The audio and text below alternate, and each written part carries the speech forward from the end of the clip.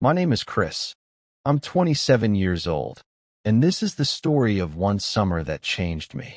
It didn't start with a big move or a dramatic decision. No, it started with something simple. I wanted a break. A real break. Not just a weekend, not just a long holiday, but a season. One full summer to slow down, to breathe, and to find something new. I had been working in Dallas for 3 years as a customer support specialist for a tech company. The pay was fine, my apartment was fine, and my routine was fine. But that was the problem. Everything was fine, and nothing felt alive. So, when my lease ended in May, I packed up my things, put most of them in storage, and rented a small month-to-month room in Austin, Texas. My idea was simple. Spend the summer there, see live music, meet new people, and just live a little lighter. The first days, I arrived on a hot afternoon in early June. Austin heat is heavy, like walking into a blanket you didn't ask for. The air buzzed with cicadas, and the streets smelled like barbecue smoke and gasoline. My rental was a small room in an old wooden house in East Austin. The walls were thin, the floor creaked, and the ceiling fan made a lazy circle that never seemed fast enough. But the first night, I opened the window, and the sound of distant music drifted in. A guitar, laughter, voices. I thought, this is good. This is exactly what I wanted. The next morning, I went for a walk. The sidewalks were cracked, shaded by live oak trees. Murals covered brick walls, bright colors, faces, strange animals. A man in a cowboy hat passed by on a bike, carrying a guitar on his back. I stopped at a coffee shop called Blue Mug. It was small, with mismatched chairs and a smell of cinnamon rolls. The barista smiled, asked my name, and wrote it on a paper cup. I sat near the window and just watched people come and go. Students with laptops, musicians with messy hair, families with sleepy kids. It felt alive. The routine that wasn't a routine. Unlike Dallas, I didn't have a strict job schedule here.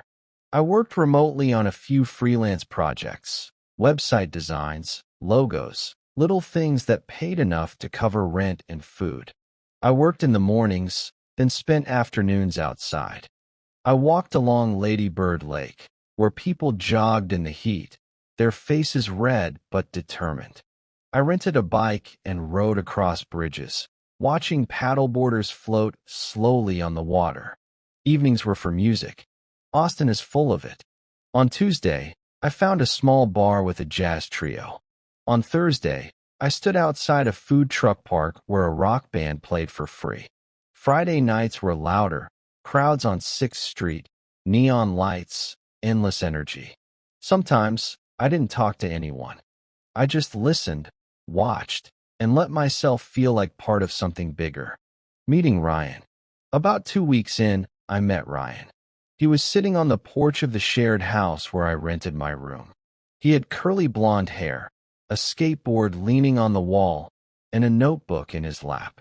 "Hey, man," he said, lifting his head as I walked past. "You new here?" "Yeah," I said. "Just for the summer." "Cool. I'm Ryan. I play drums." "You?" "I design websites," I said, almost embarrassed, like my job sounded too boring compared to drums. But he grinned. "We all need websites. You're useful." That night, he invited me to a backyard jam session.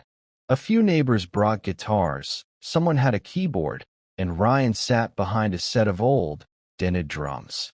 They weren't professionals, but they were passionate. I sat on a lawn chair with a cold soda, watching the sky turn purple.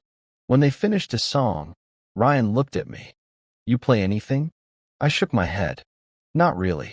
I mean, I had a guitar once. But I wasn't good." "Doesn't matter," he said. "Music's not about being good. It's about being here." Something about that stuck with me.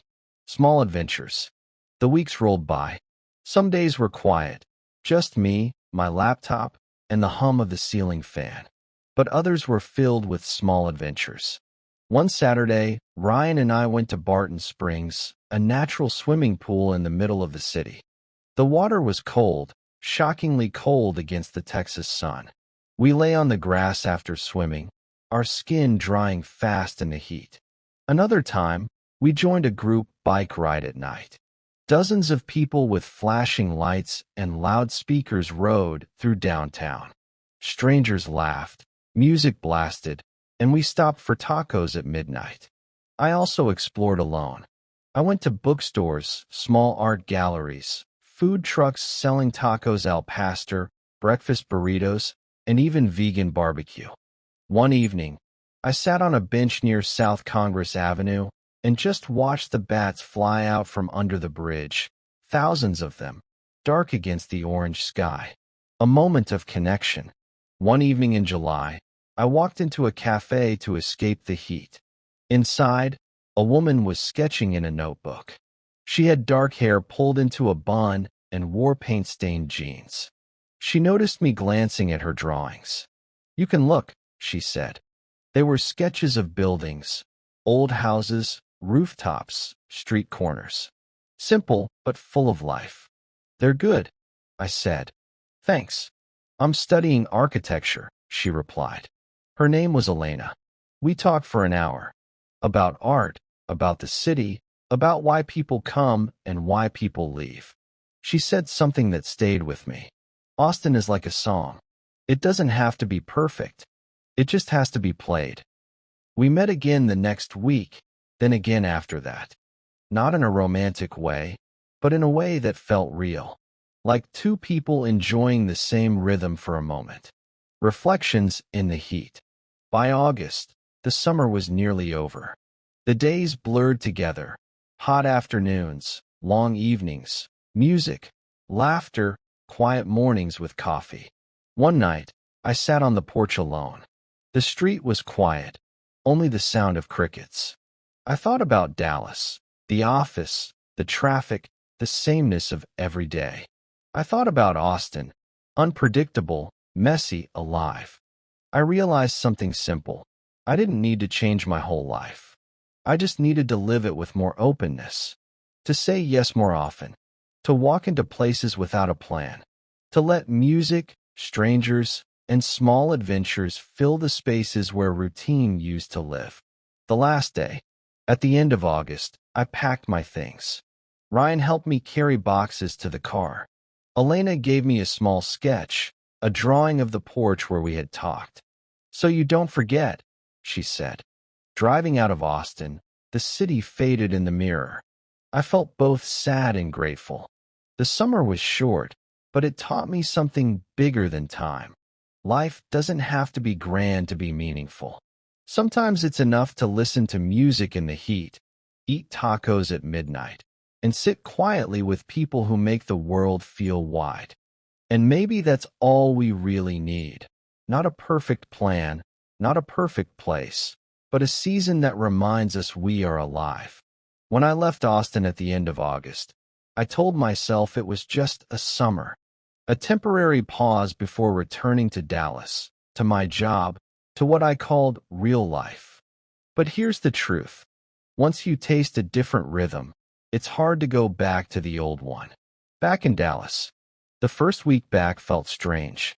My apartment was clean, my office chair sat in the same corner, and the streets looked familiar. But inside, I felt restless. I logged in for my first day back at work. The emails were waiting. The same meetings, the same voices, the same problems about tickets and customer requests. Nothing had changed here, but I had. At lunch, I went outside to the parking lot and sat on a concrete bench.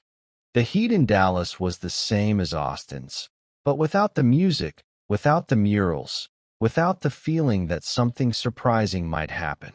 That night, I lay in bed and thought, maybe my summer wasn't just a break. Maybe it was a beginning, a decision. 2 weeks later, I called my manager and asked if I could switch to fully remote work. He hesitated, but then said yes. That was all I needed. I ended my lease, packed the car again, and drove south. Back to Austin. When I pulled into the old wooden house in East Austin, Ryan was on the porch with his skateboard. He grinned like no time had passed. "Knew you'd be back," he said. And just like that, summer wasn't over. It was something new, a slower kind of life. This time, I wasn't just visiting. I started making a routine, but a looser one than before. Mornings, coffee, laptop, work. Afternoons, walks, bike rides, sometimes a swim at Barton Springs. Evenings, music, friends, or just sitting on the porch listening to cicadas. I began noticing the small details of daily life. The way the sky turned orange at 7:30. The smell of tortillas from the food truck on the corner. The sound of Ryan tapping out drum rhythms on the railing when he was bored. I wasn't chasing big adventures anymore. I was living inside the small ones. Elena's sketches. Elena, the architecture student, became a quiet but steady part of my days. Sometimes we met at the cafe where we first talked. Sometimes we just walked, not saying much. She always carried her sketchbook. She drew buildings, trees, even people at bus stops. She said drawing made her see the world twice. Once with her eyes, once with her pencil. One evening, she handed me a small sketch of me sitting on the porch with my laptop. My face was half hidden behind the screen, but she had captured something. My posture, my focus, my small smile. "You look more at home here than anywhere else," she said. And she was right. Finding my place. By October, Austin had cooled down a little. The nights were softer. Street festivals filled downtown, food stalls, live bands, kids running with painted faces.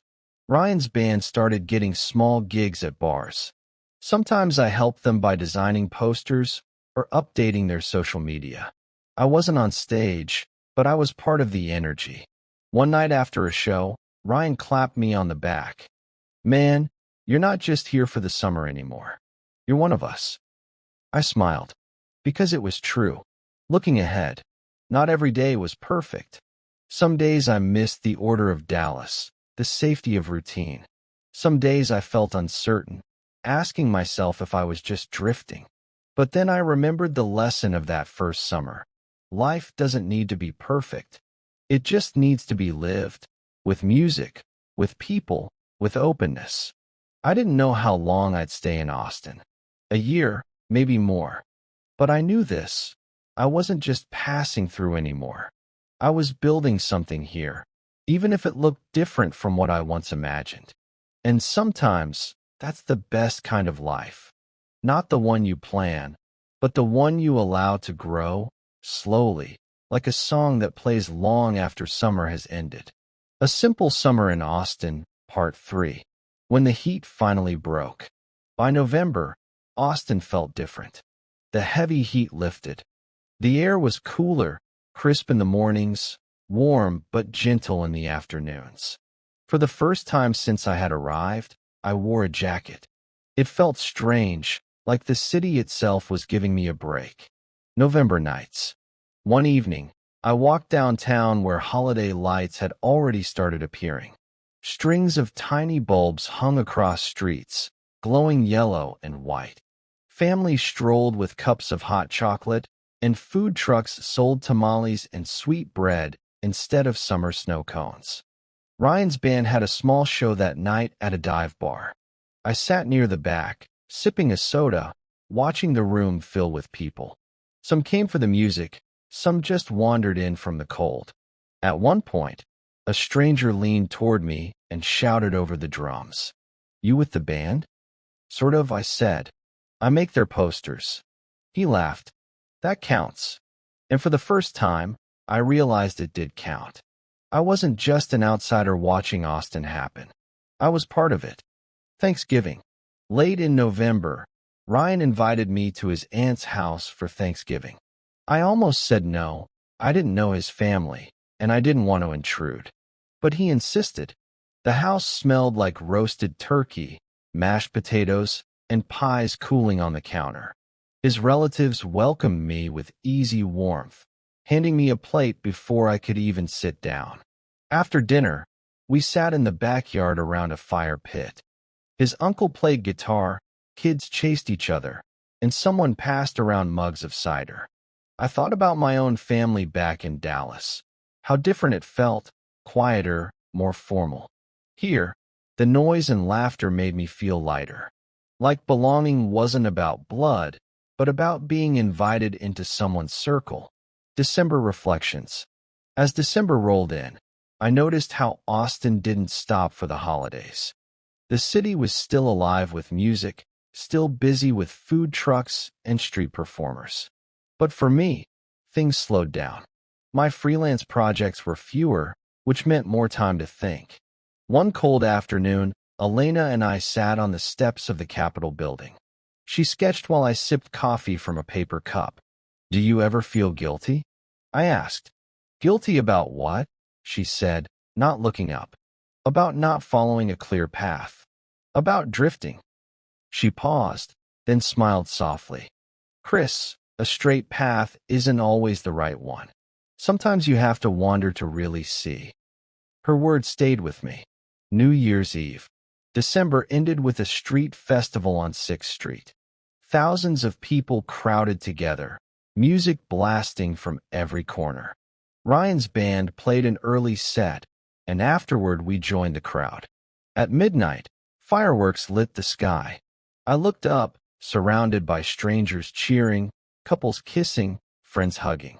I didn't make a resolution. I just stood there, breathing in the smoke and sound, thinking, this feels like the right place to be. January's quiet. The first weeks of January were quieter. The cold mornings kept people indoors, and the music scene slowed. I filled my days with work, but also with small habits. Morning walks, even when it was chilly. Reading books I had ignored for months. Writing short reflections in a notebook. Not big diary entries, just lines like, "Today I saw a hawk flying over the park." The city feels softer in the cold. I don't need answers yet.